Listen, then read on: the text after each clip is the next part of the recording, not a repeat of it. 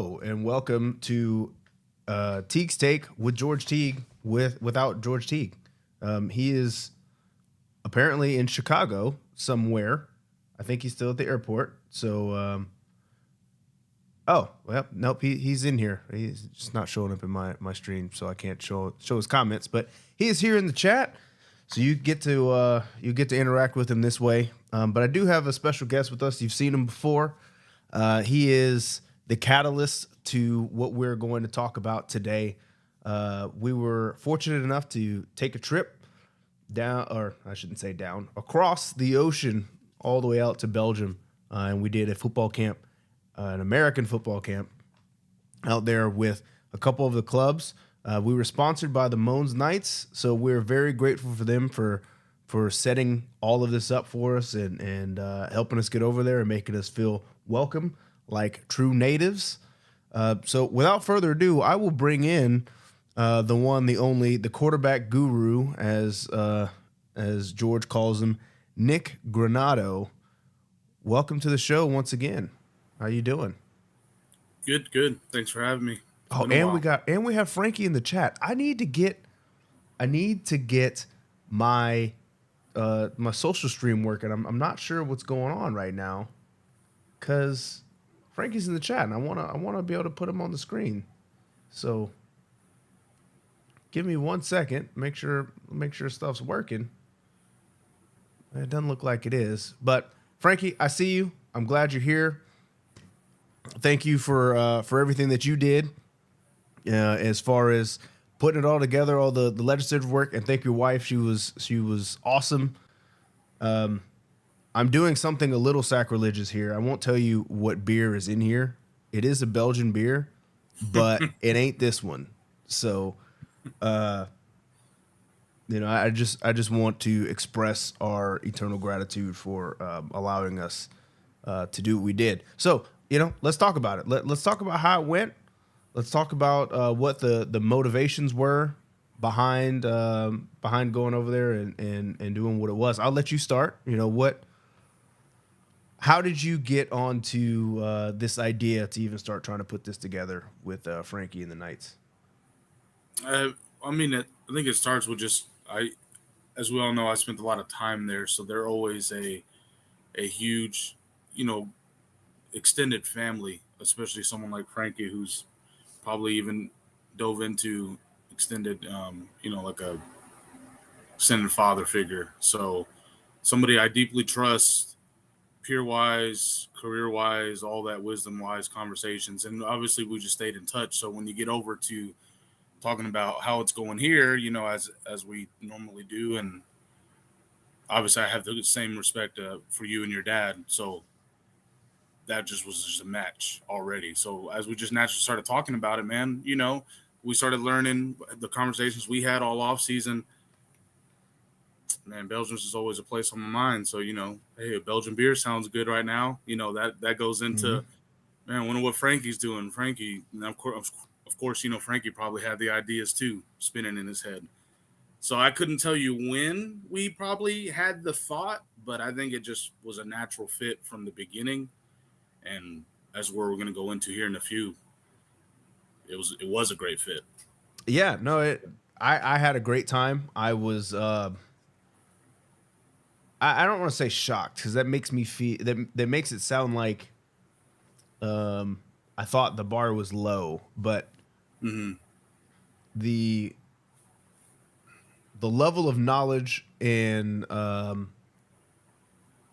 I don't even want to say athlete, because I know we have good athletes all over the world, but football athlete was much higher than I expected when we got there. Now, I think my dad will remember when we went. It was a resort in Mexico. Did a little camp there that was hosted by the Cowboys, and most of those kids had never played before. And I know there were some guys there at the camp that we did that had never played before, but you could tell that there was a lot of rule explaining and how to play the game, not necessarily getting into techniques and being able to do individual and jump into it quite like we did. Frankie said it was an idea that came up last time that he was invited to the podcast last year. So there you go. See, natural conversation. I was halfway right.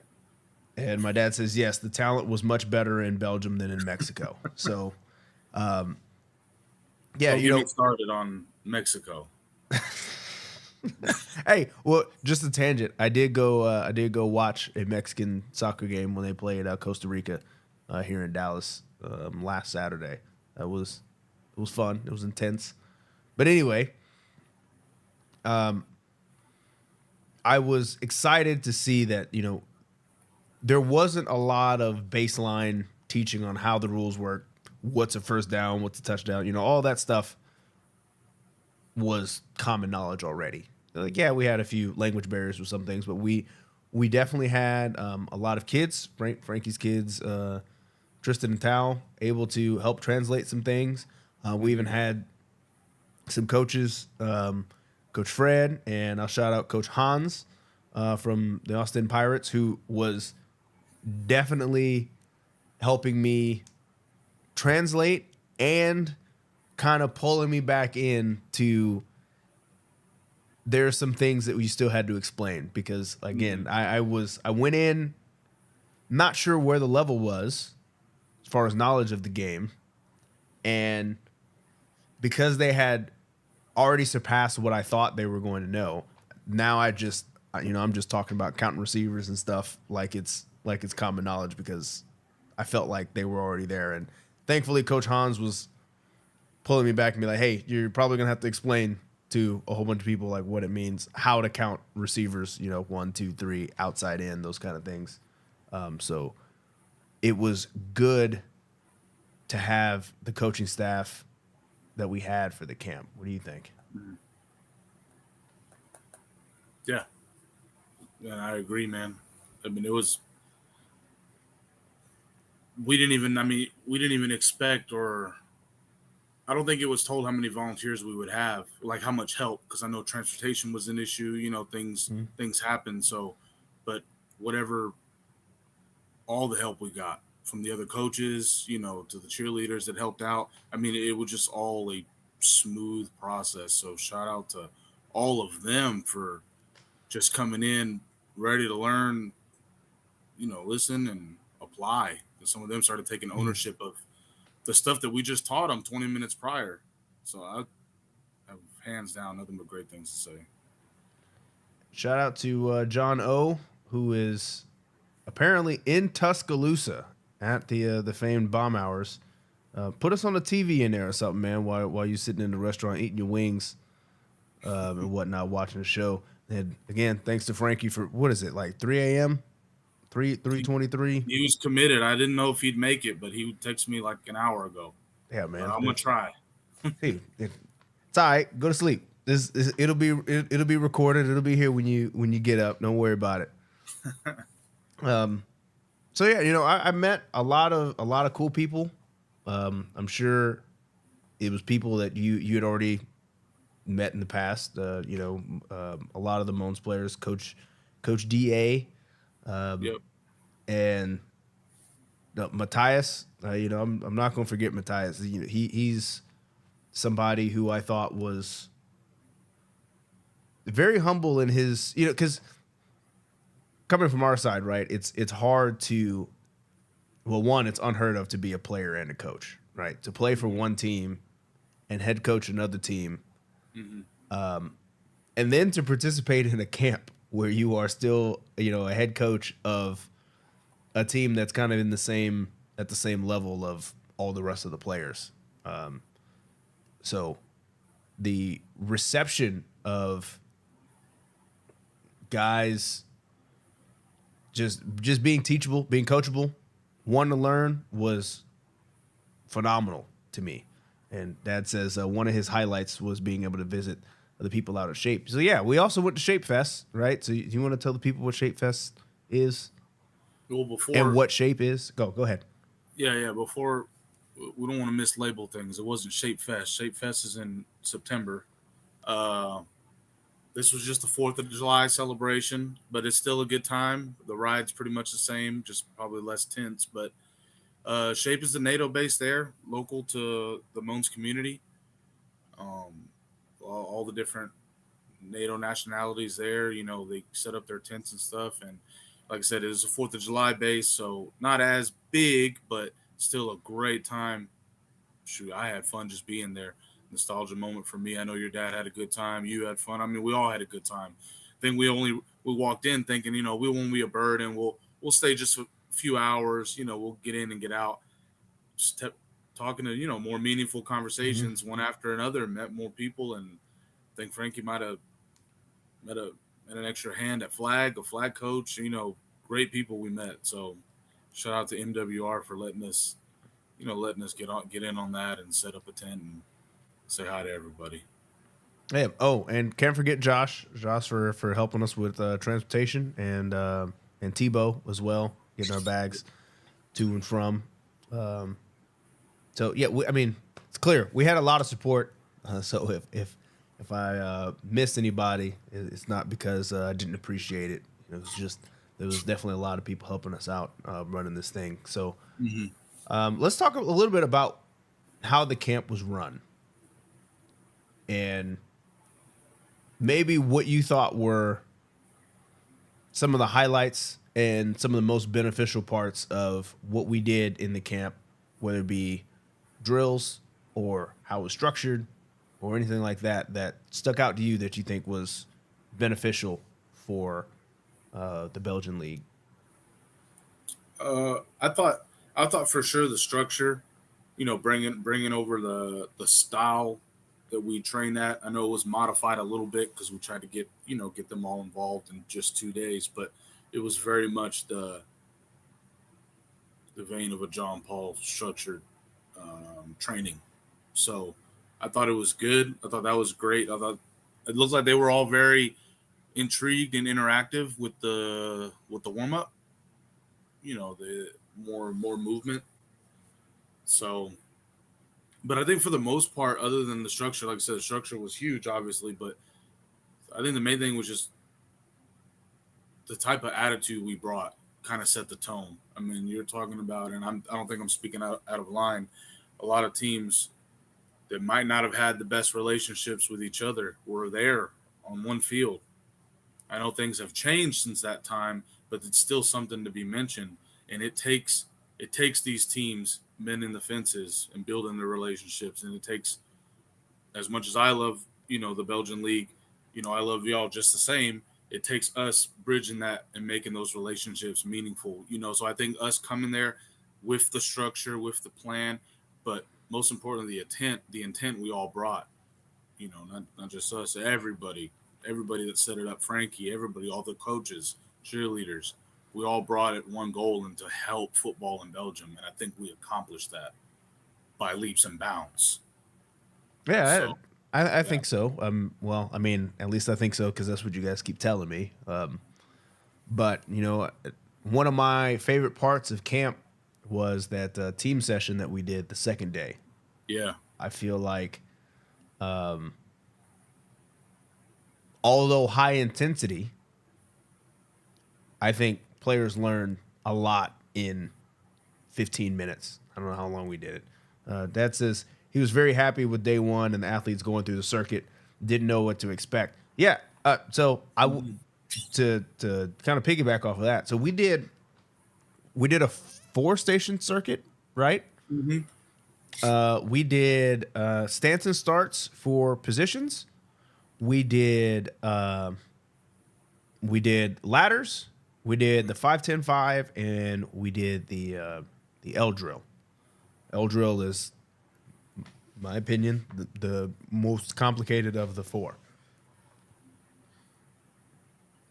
I don't know how much timing you did, Dad, at the 5-10-5, but I did a lot of I timed everybody in the L drill, and the goal was to try to get sub 7 seconds.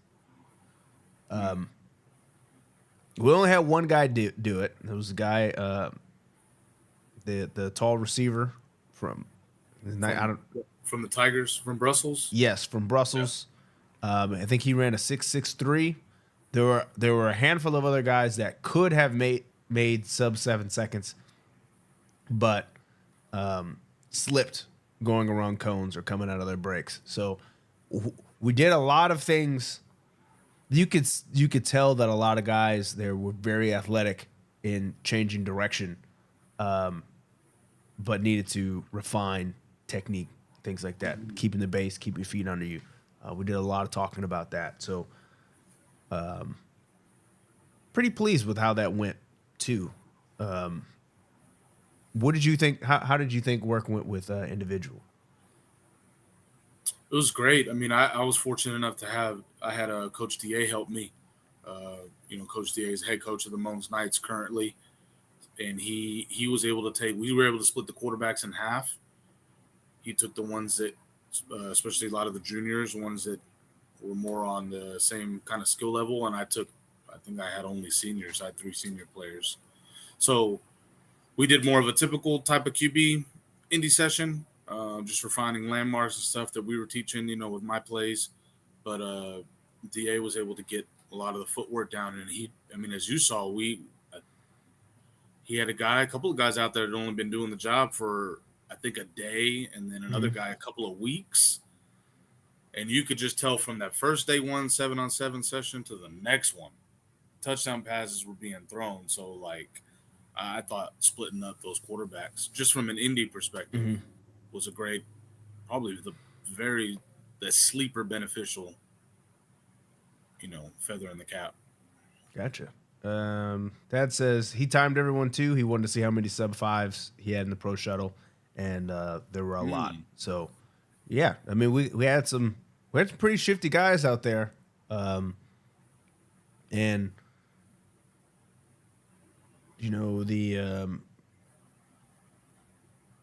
we had a lot more guys, at least in the defensive backs individual. We had a lot more guys that could actually backpedal than I anticipated. I think backpedaling is a skill. I think that not everybody can backpedal, and I don't think that it's 100% that everybody has the ability to learn to backpedal.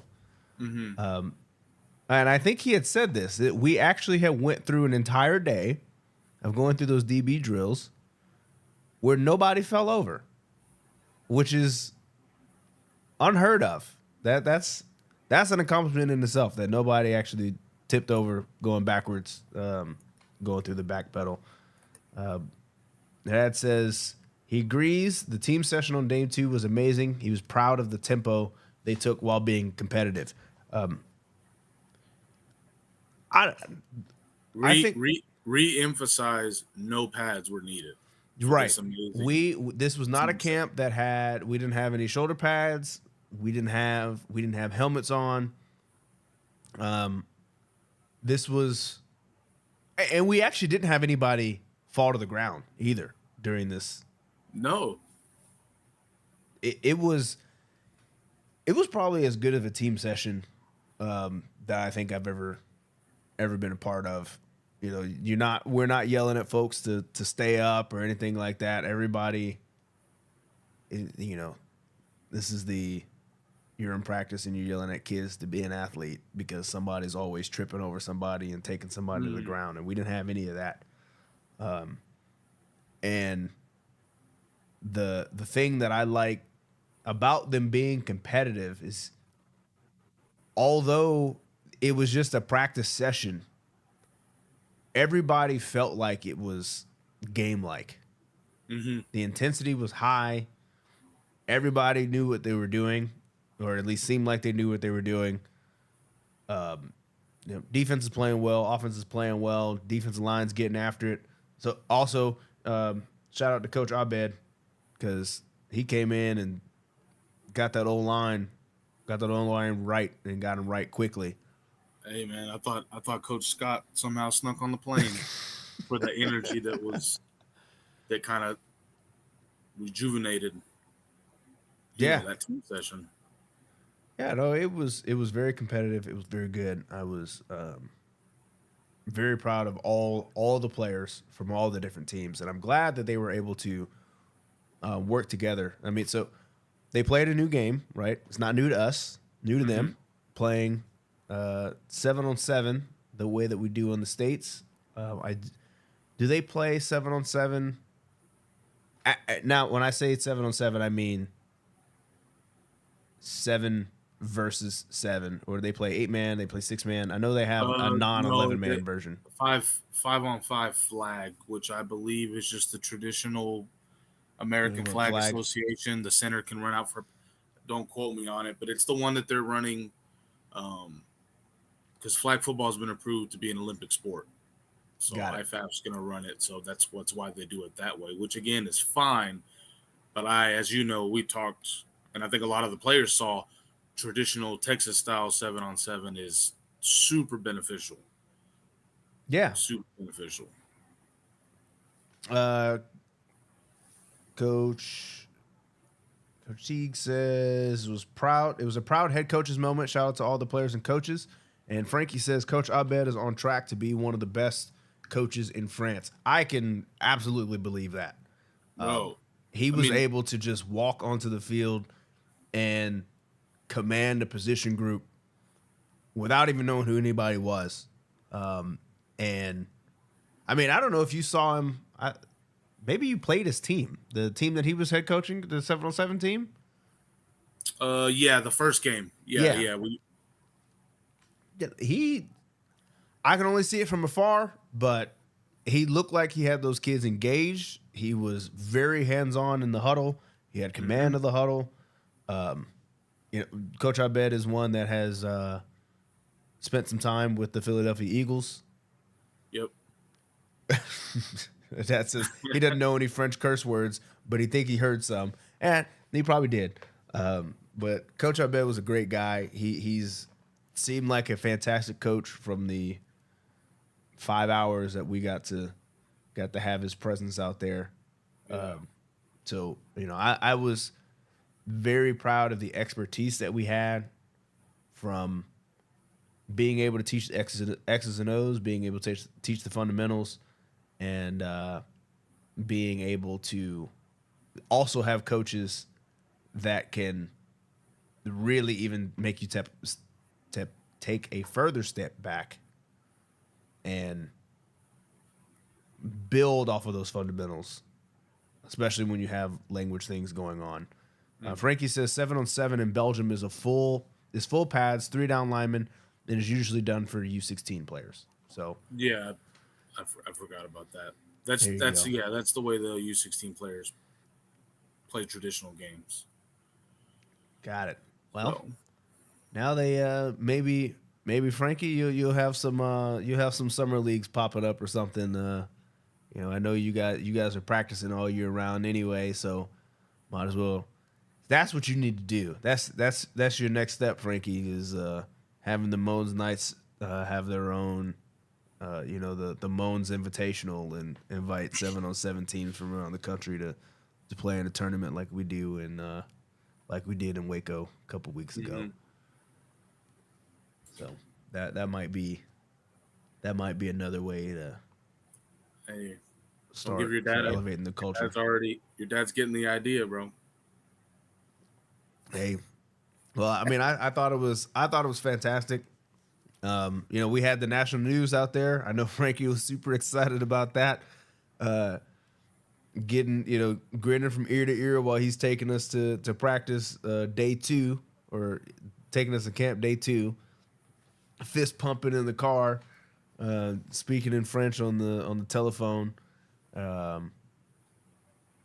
Okay, so we got a question here from Dad. Well, what is your play of the camp? He knows his. I know mine. I want you to state yours. What is your play of the camp? Oh man, all collectively or that team session? All collectively, the whole camp. What was the play? The play. For me, it's probably Tao covering that Atomics tight end. I Was mean, that he's during our big. game? He was tall. Yeah, it was doing our championship game, and it wasn't much of a play. It was just for a first down. But man, that dude went up and snagged it. They were fighting for it, and just to see the David and Goliath of the height difference, Mhm. and Tao was every much so. He told me, he said he almost ripped it out. So I just thought, just the, we've already said it, but the competitiveness, no Mhm. pads were needed. It wasn't a dirty play, but just the hunger to just get a little 10-yard pass. That was probably my favorite play. All right, I'll give you one because same game. Okay. Towards the end, it's you know it's third down, 12 Mm-hmm. yards to go. We need a first down, otherwise the game's over. And the Turtles quarterback decides that he's going to throw a deep over to William from France, who has a prosthetic arm. So my guy is running across the field, covered. He can't. He can't even. His hand is prosthetic too, so he can't move any kind of fingers to catch anything, and he's chugging along across the field. Threw a dime to him, and he catches it one hand, chest. Very possessive, very possession receiver kind of catch. Running out of bounds with a defender on him, and I think I turned the towel, and I was like, "Look, man, if you told me that it was 3rd and 12 and the game was on the line, that's probably not the throw in the receiver that I would have thrown it to." But the quarterback did not care who was out there on the field. He knew what his read was. He made the throw and he trusted the receiver to catch it, and it turned out to be a great play. So I was impressed on the catch. I was impressed with the William Isaacs checking in, best podcast on the air. Hey, thanks. Haven't seen you in the chat before. I think this is your first message. Thank you, sir. But everything about it was impressive. Even just the stones to even just throw that ball. Mm-hmm. Is that the play that you were thinking of? That says bingo, literally playing with one arm, and he had a one hand snag an individual. That was unbelievable. Oh, I forgot about that one. Yeah, that I was it. didn't see that one. No, that was in DB individual. He had jumped up with that opposite hand and just snagged it, dude. It was everybody was going nuts. Just an individual with that catch. That was he's got, no pun intended, hands. Hey, I mean, He's playing you DB, but he can catch football wouldn't have now. tell. Like you said, you wouldn't have tell. His attitude didn't show it. I mean, he was hungry. Like when he caught that deep over, I didn't even know that was him. Yeah. I was just like, oh man, what a He said he was gonna go out all there and play right. receiver. He didn't give a damn whether he had one arm or not. Yeah, That's that's a testament to the kind of guys you got playing over there, right? mm-hmm. They all want to be there. They all got jobs. They all want to be there. So Yeah, I mean, we had guys from 14 to, what was the oldest guy there? 50, 40, 41? yeah, probably Cedric, if I'm not mistaken. Frankie might know, but um, Chris. Hey, Chris still keeping it alive. I know he had a little injury, but A little injury. No, that was yeah, it was a big one. But shout out to Chris, was killing it in the camp too. He's making a lot of good catches too. yeah. He was nice. That's as funny being checked in the base with one of our DBs. Well, let me tell you. So during receiver individual, I was teaching the guys how to get off of press, right? So I'm teaching them the different techniques, and I was giving them advice on how they can get better at this. And it's the same advice that I give our players here at John Paul is basically anytime you walk through one of these door frames, anytime you pass somebody in the hall, go ahead and work your press get off, whether it's a swat and swim, swat and rip, dip and rip, whatever it is, just do it. So my wife and I are walking in the Grand Place, mind our own business. Just went down a street that we hadn't been down because we knew it was gonna lead back to back to the center. And all of a sudden, out of nowhere, I get swim move from behind. Whoosh. I'm looking around like, what the hell just happened? Who is this person? You know, I don't know anybody out here. And it's Chris. And then took my advice, practicing swim move me in the middle of the Grand Place and just kept on walking. Just kept on walking. So I was proud of him for actually Well, remember you didn't even know. yeah, You're like, not. I think that was Chris, and he just kept walking off into the Yep. distance. Hey Craig, nice to see you again. We're actually back home now. We've been back for exactly 1 week, but we had a great time in Belgium. Frankie says William is the type of player that makes you look at yourself and wonder what's my excuse. The guy's motivation is truly inspirational. So there you go. Oh, and Dad says and drinking beer during lunch break, which was wild to me. Belgians do. You gotta. Well, he's referring to Skinny G. I mean, where do we start with? I feel like he gets a dedicated segment. I mean, he's the lack of yoga participant. Dude Oh, can't man can't touch his toes. Dude's drinking a beer at lunch, which not like he was plastered. It was just funny because he was the first guy I think your dad sees. Yeah, and he's checking us in. He's checking us in, trying to go to shape. So yeah, making interceptions too. Watching us on the camera, and instead of, I'm still gonna give him a little bit of shit because he's supposed to be doing security, yet he's watching us at the guest check-in, texting DA, telling him to do this, that, and this other thing, and he's just sitting here watching us like it's a damn sitcom.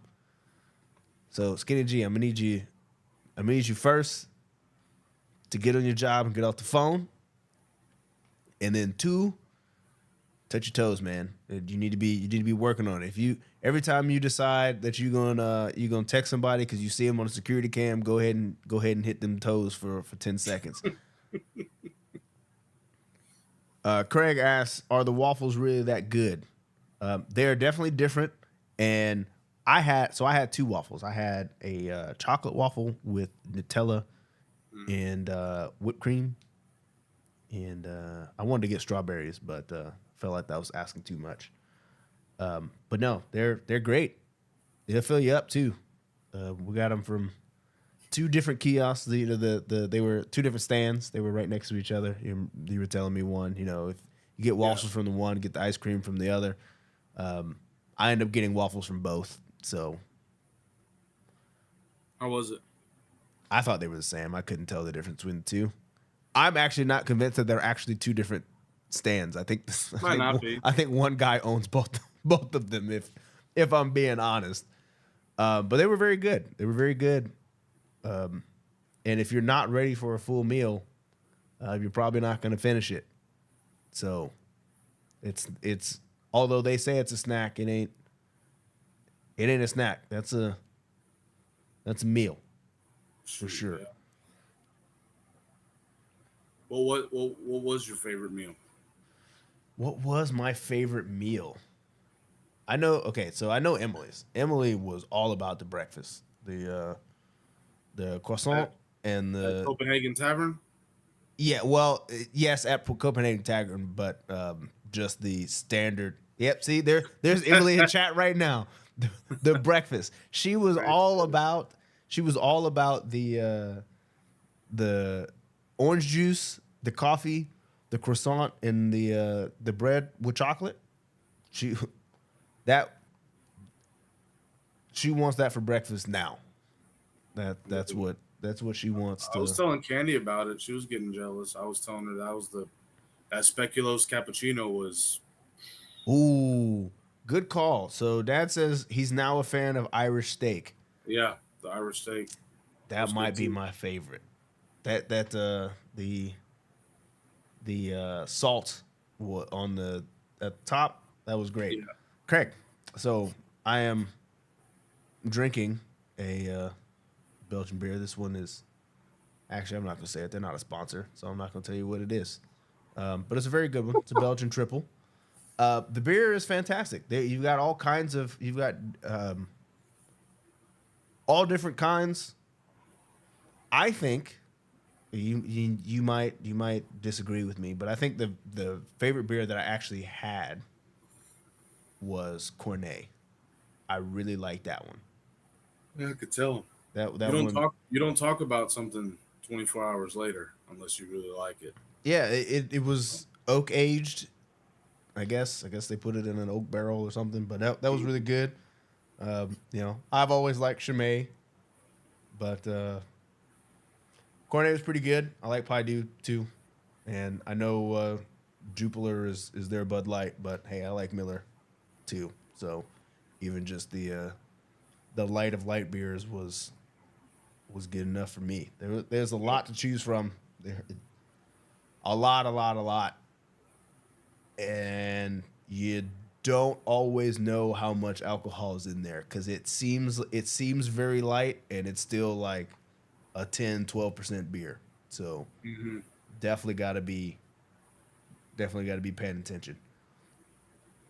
Ah, yes. Frankie says we have religious orders dedicated to making beer. Let that sink in. So yes, this cup right here is from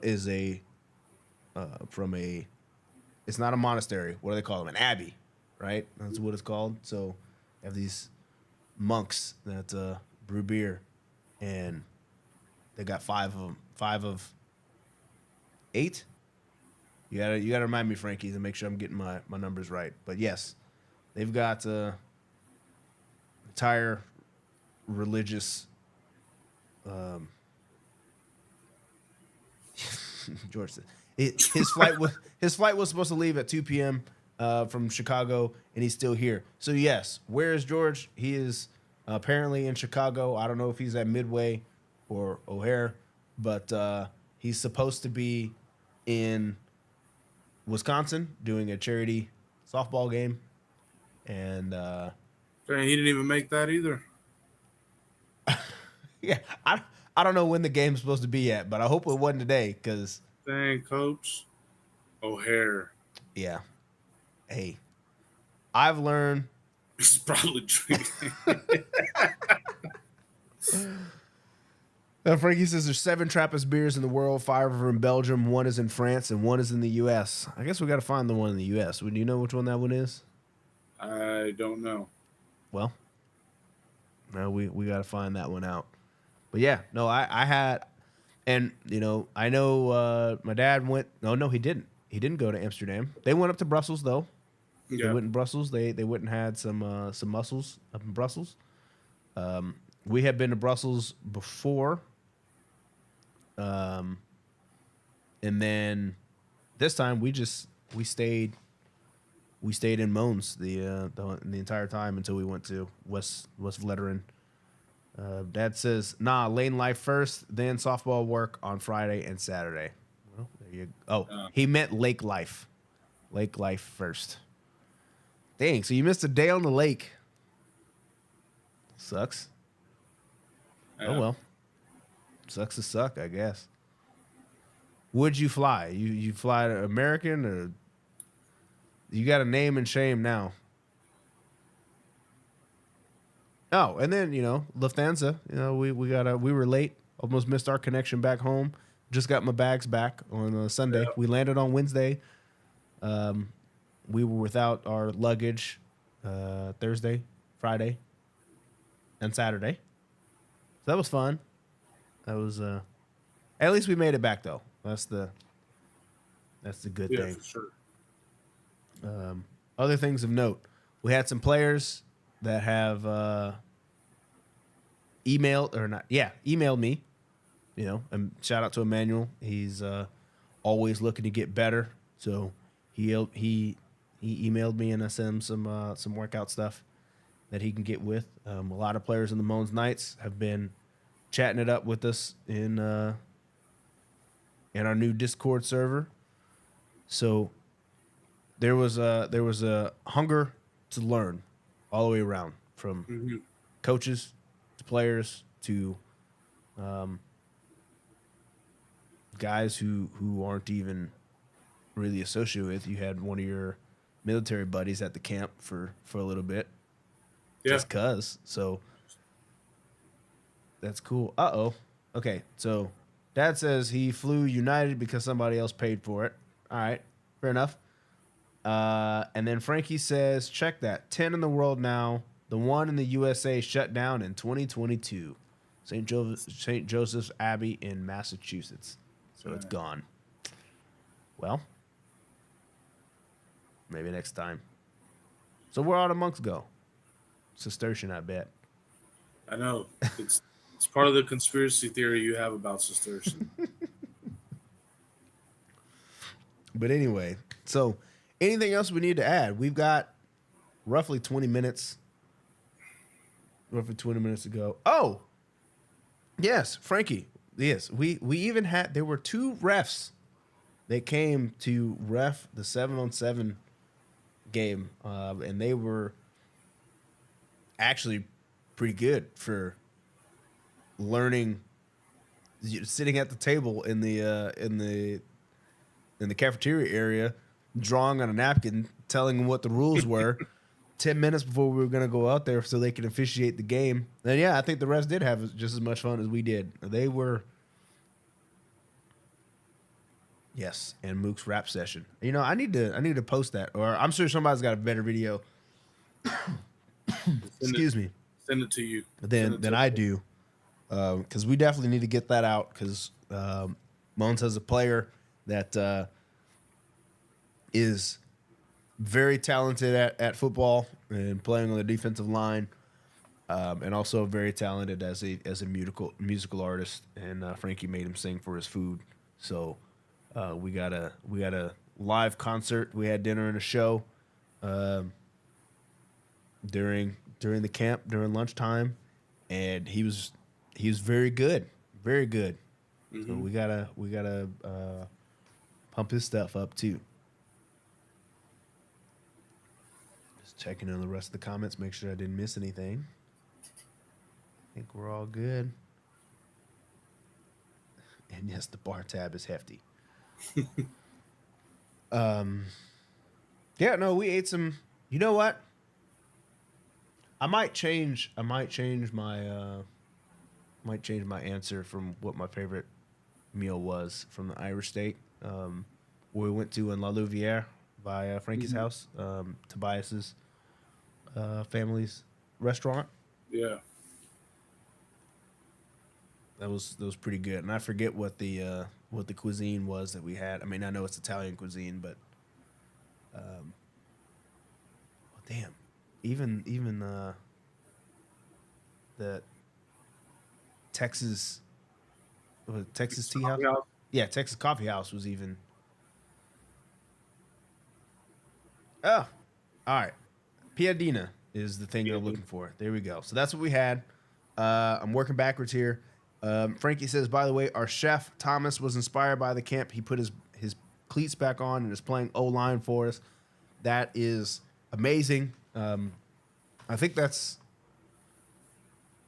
that is something that I think was one of my goals, was to try to inspire somebody, whether to be better, be a better football player, invest more time in it, become a coach, which we saw. We had a lot of players asking us after the camp how they can possibly try to get to the States to play, or how they can transition into becoming a coach. I thought that was awesome. There were questions that they were asking that I really wish I could give better answers for, but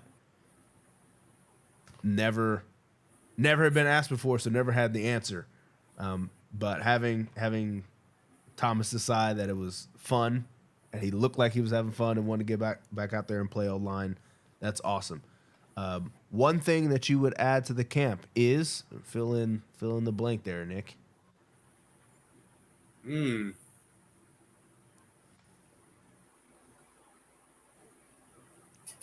I don't know. I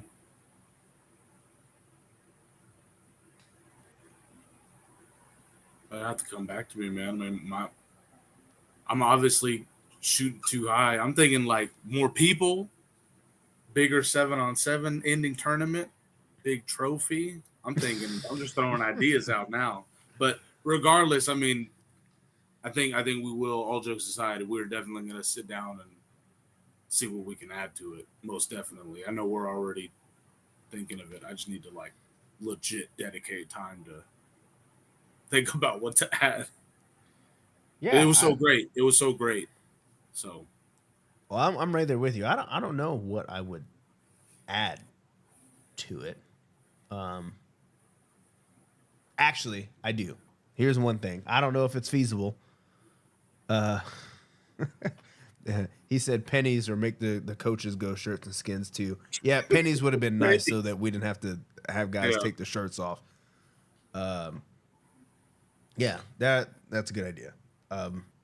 I think a film session would be nice just to expose them to what it is that we excuse me actually get to look at, and then because I know they don't get film often, but when they do, studying film is a skill, right?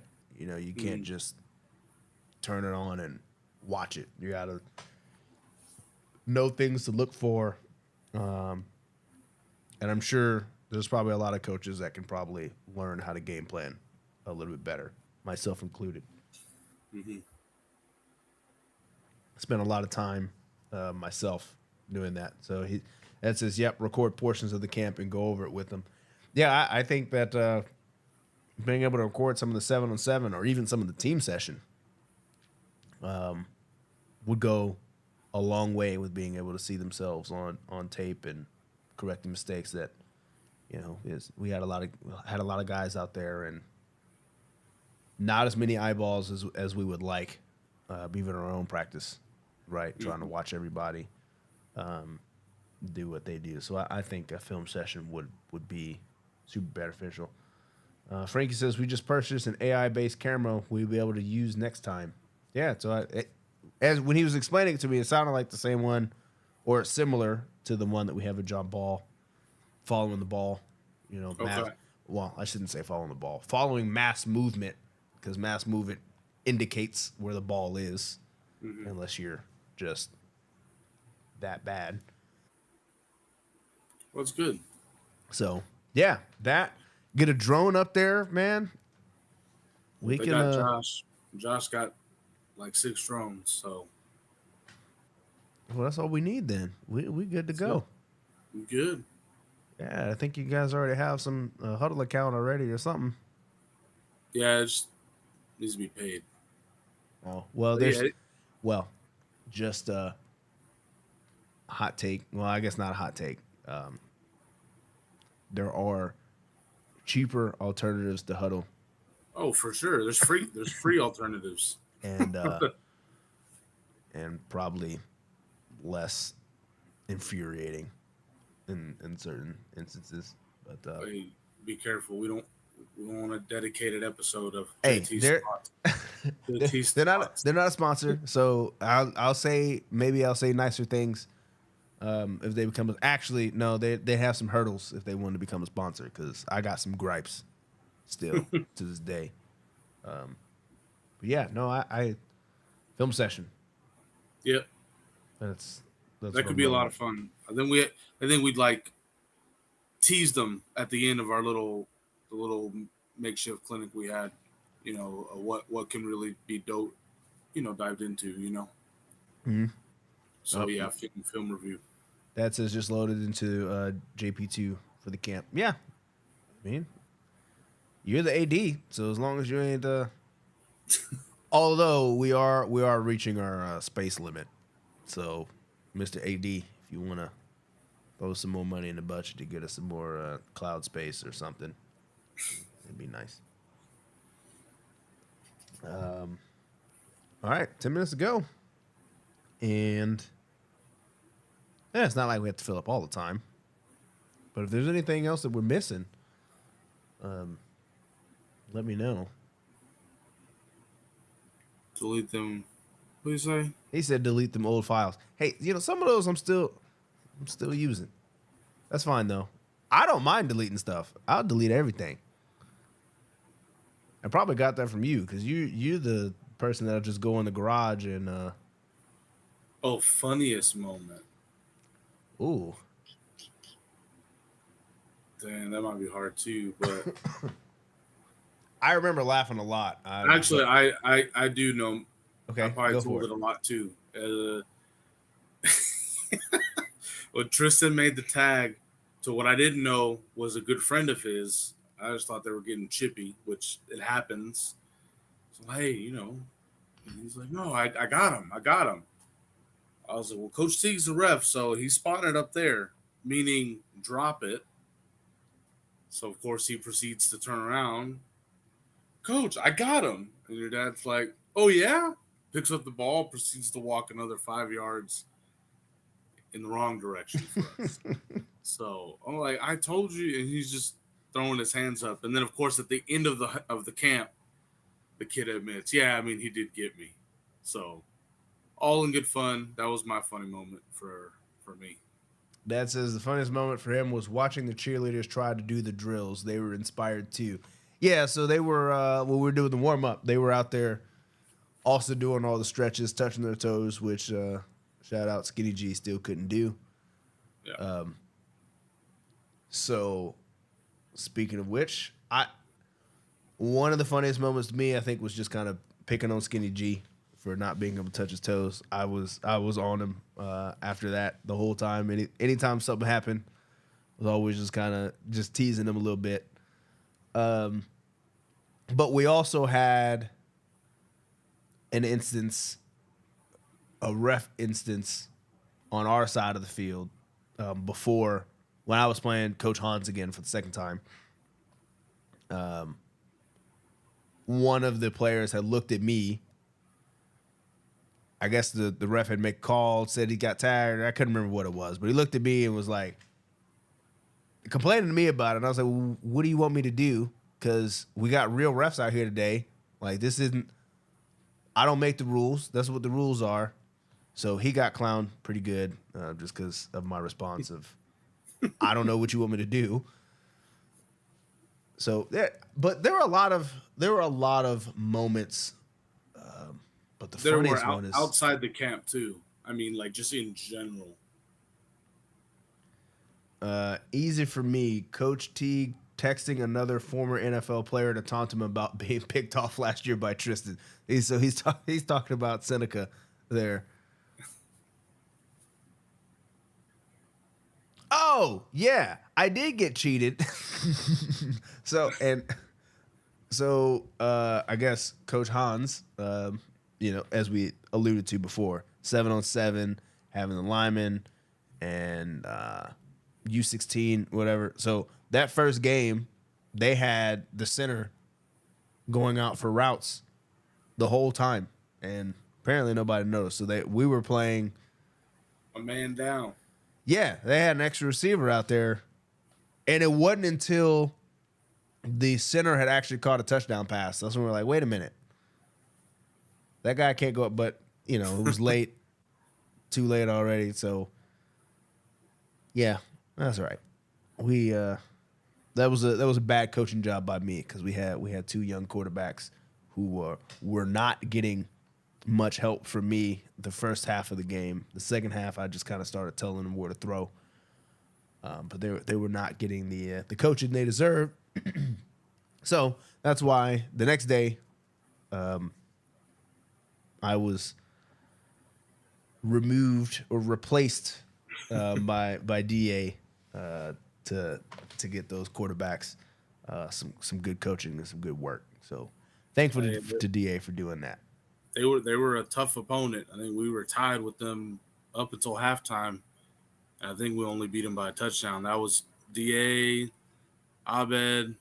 That was everybody. They had those guys playing right. Oh, well, see that team though. After I was moved off of that team, they had a whole staff. They had a whole staff. Yeah, It wasn't fair. They were seeing stuff I didn't know I was doing. Yeah, they had 3 or 4 guys out there coaching those guys, and they had guys on the sideline. Meanwhile, you're not coaching your defense when we're playing each other. You're not coaching your defense, and I'm not coaching my offense. So it's funny, but it was good. That was a good championship game too. Yeah, it was all fun. yeah, for sure. And you learned to be a linebackers coach for a good 15 minutes there. Got some good work at learning to coach a new position. I've taken that. I never played linebacker to save my life. I don't pretend to be. So, but it was easy, able to show it and kind of passing that information down where I can because it's good information. Yeah, most definitely. And I also had a lot of fun at the clinic afterwards. So, thank you to those guys who stayed. Even though I know we gave them a lot of information at a very fast rate, I had fun doing it. I enjoy giving those kind of talks.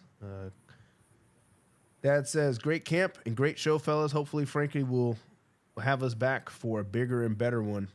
Yeah, no, let's get 100 people out. Let's get a flyover too.